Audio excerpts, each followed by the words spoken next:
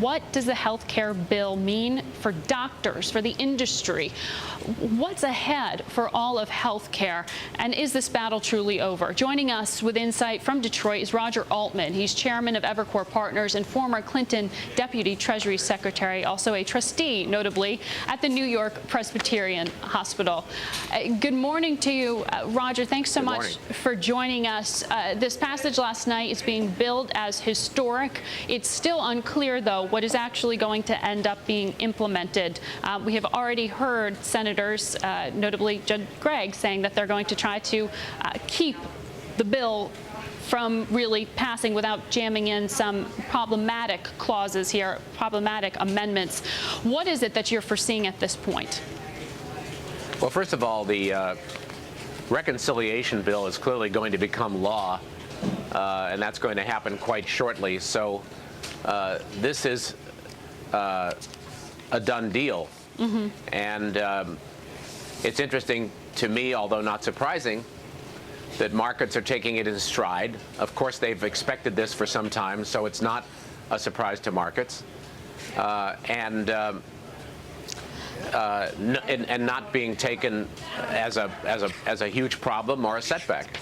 Well, there are parts of it, though, that are still being discovered as somewhat new. You know, a tax on wheelchair sales. The tanning salon tax has been sort of well discussed out there. But there's still plenty for the market to try to digest and understand.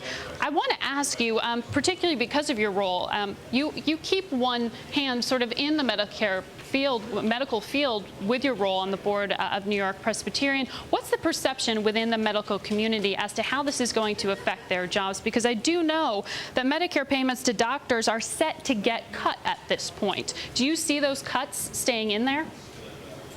Well, first of all, I'm not sure I'm the best witness on the reaction of the overall medical community. I'm tangentially part of it, Margaret, but not centrally part of it. My impression is, however, the reaction is mixed.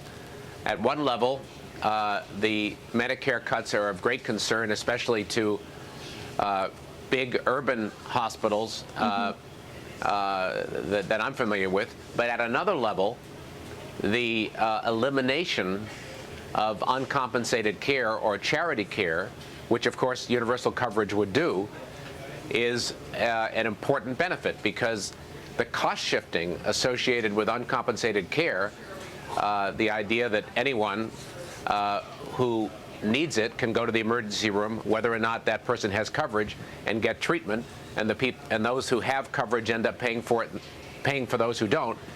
That cost shifting has been very harmful in terms of both inflation in medical costs, which we all know has been so high, right, and in terms of overall inefficiencies in this system.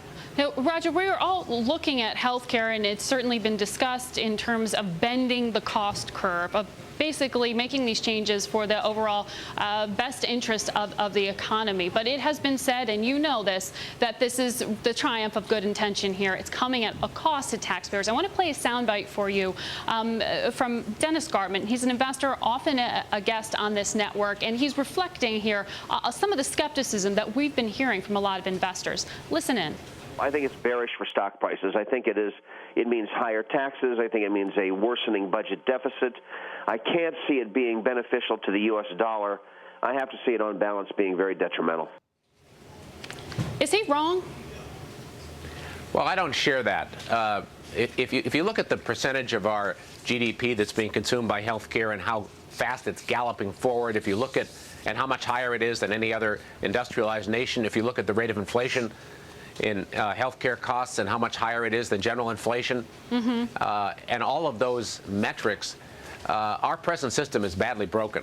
Well, I don't think anyone would disagree with you on that, certainly. But a fundamental aspect of fixing it has to be to level the playing field among consumers. And that really involves two things, and this bill does one of those two, not both.